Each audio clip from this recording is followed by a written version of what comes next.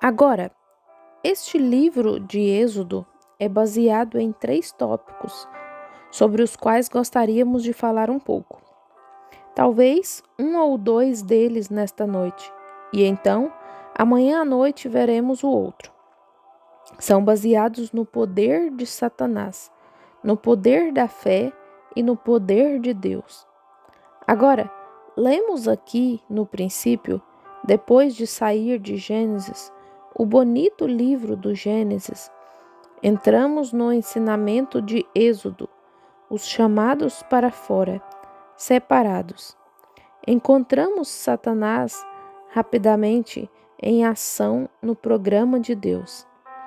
Vemos aquele olho maligno do diabo, aquela serpente que sempre tentou interferir no programa de Deus antes que chegasse à terra.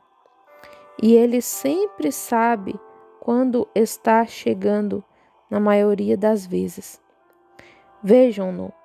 Assim que vimos o primeiro capítulo de Êxodo, o livro da redenção, encontramos o diabo ali para interromper o próprio programa de Deus.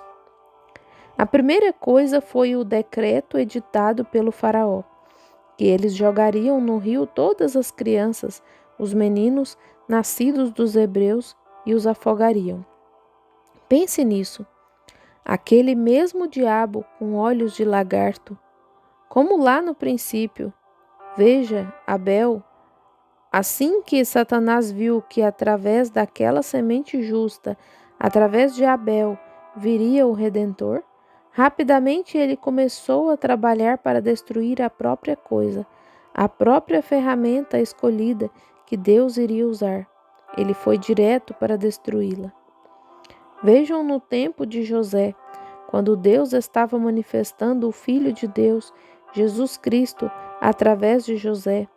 Veja como Satanás veio, por volta do capítulo 27 de Gênesis, como Satanás veio para destruir José, e o teria feito.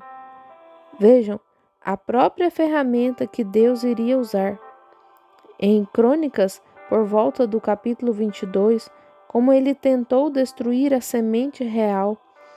E em Mateus capítulo 2, veja quão rapidamente Satanás entrou em ação. Quando ele soube que estava chegando a hora de o Redentor nascer, ele entrou nos líderes políticos e expediu uma ordem e destruiu todas as crianças de 2 anos para baixo, a fim de matar o Senhor Jesus. Como ele tentou fazer aquilo e obteve sucesso em Mateus 27, ele conseguiu fazê-lo. Mas aqui está o que eu gosto. Satanás só pode... Seu domínio só prevalece até o rio. E rio significa morte, separação. É só até aí que o domínio de Satanás pode chegar. E para ali.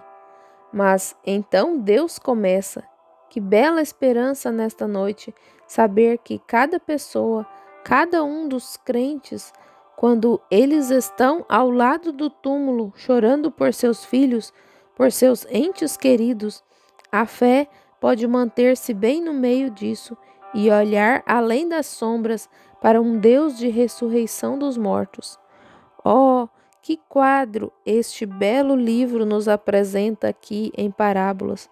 Como Deus, ensinando-nos através daquelas coisas lá atrás, o que ele ia fazer e confirmou cada palavra dele em Cristo Jesus, nosso Senhor, o Redentor perfeito. Como que indo ao rio, eles pegavam os pequeninos e os jogavam ali. E então, observem, esse é o fim do domínio de Satanás. O domínio dele só pode chegar até o rio, e então seus poderes são liquidados. É que Satanás tem o poder da morte, mas graças ao Deus vivo que tem o poder da ressurreição para além das sombras da morte. Que coisa maravilhosa é essa! Quero que olhem para isso e o estudem por um minuto. Cada um de nós, sob o domínio de Satanás aqui neste mundo que é dele. Ele andava sobre as pedras afogueadas antes que houvesse uma criatura nele, no mundo. Pertence a ele. Ele é o governante dele nesta noite. E cada governo e cada política, ele é o governante. É por isso que temos guerras e rumores de guerras e problemas. Mas, pense, então, algum dia glorioso, quando Satanás levou Jesus ao topo do monte e lhe mostrou todos os reinos do mundo, tudo o que existia e o que havia de ser, disse: Eles são todos meus. Eu faço com eles o que eu quero, e eu os darei a ti se prostrado me adorares.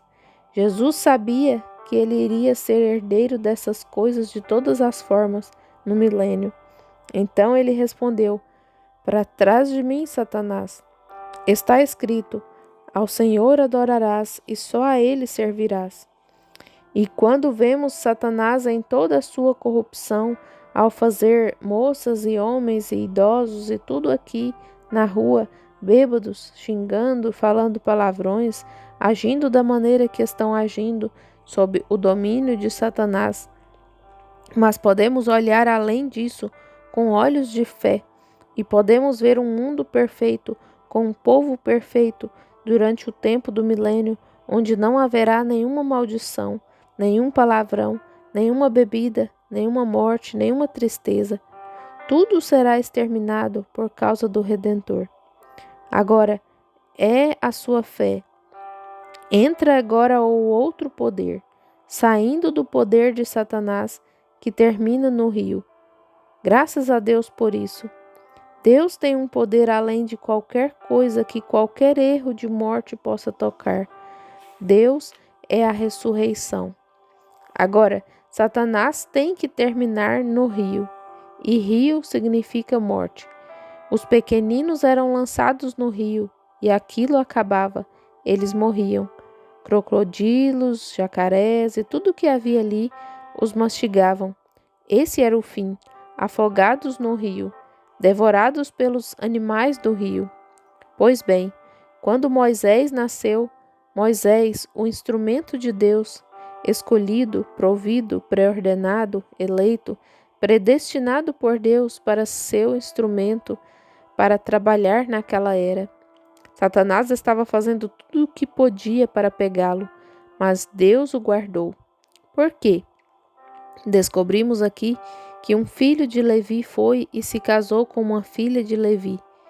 E essa criança nasceu, e quando nasceu, eles viram que era um tipo certo de criança.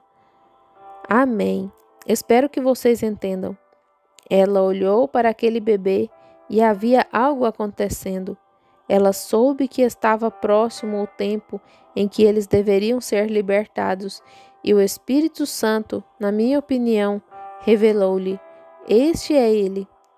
E ela não teve medo da ordem do rei e de suas ameaças. Aí está. Quando a fé toma conta, o medo desaparece. A fé tem grandes músculos e pelo no peito. Quando ela fala, tudo mais se cala. O câncer tem que ficar quieto e sair da frente. O tumor, a tuberculose e todos os outros se afastam quando a fé se levanta e diz: aquiete-se. Isso é o suficiente. Oh, que coisa! Quer tenha sido o faraó ou quem quer que fosse, quando aquela pequena mulher do lar se levantou e olhou para aquela criança, ela não teve medo do que o rei havia dito. Esse é o segundo poder sobre o qual falaremos. O poder do diabo? Claro, ele tem o poder e o reino da morte, mas o segundo poder que foi dado foi a fé. E a fé deixa Satanás envergonhado. Certamente que sim. E aquela pequena dona de casa segurou aquele bebezinho em seus braços, e ela não teve medo da ordem do rei. Ela não se importava com o que o rei dissesse. Ela sabia que Deus era capaz e que Deus cumpriria sua palavra. Oh, se tão somente pudéssemos acumular esse tipo de fé nessa noite. Ter esse tipo de fé vivendo entre nós, principalmente se movendo em nossos seres, se movendo através da igreja, não apenas a fé emocional, mas uma fé verdadeira e sólida, que não aceita um não como resposta, que sabe que Deus assim falou e isso é suficiente. Eu amo isso. Vejam isso agora. O que ela fez? Ela não tentou fazer com que seu bebê escapasse da pena de morte que foi imposta a todas as crianças, mas, pela fé, ela fez uma arca e a revestiu por dentro e por fora, e colocou betume nela como uma expiação, para transportá-la através das águas da morte. Que belo quadro de Cristo! Nunca se esquivando, ou não se faça a minha vontade, mas a tua. Não se esquivando da morte, mas disposto a aceitar a morte para fazer uma expiação, para que pudéssemos atravessar o rio da morte. Que belo quadro temos aqui! Vejam, aquela mãe entrelaçando aqueles pequenos juncos, pegando um pouco de barro e colocando em todo o seu interior para que ficasse confortável e macio, e betume por fora. Agora, em Levítico, se você ler, verá que as palavras betume e barro também são traduzidas como expiação. Leia e descubra se não é verdade. É uma expiação. Foi também chamada de expiação nos dias de Noé, quando Noé, 120 anos de pregação, contudo, não salvou almas, exceto os de sua própria casa. E foi avisado por Deus e sabia que o juízo estava se aproximando, e ele sabia que não poderia escapar, mas Deus proveu uma expiação para ele. Eu amo isso. Deus abrirá um caminho. Deixe isso penetrar profundamente. Não importa qual seja o problema, Deus abrirá um caminho. Ele é chamado na Bíblia de Jeová Jireh. Jeová Jireh significa o Senhor proverá. Amém. Estou tão feliz nesta noite por saber que Ele ainda é Jeová Jireh. Não importa quais sejam as circunstâncias, Deus abrirá um caminho de escape.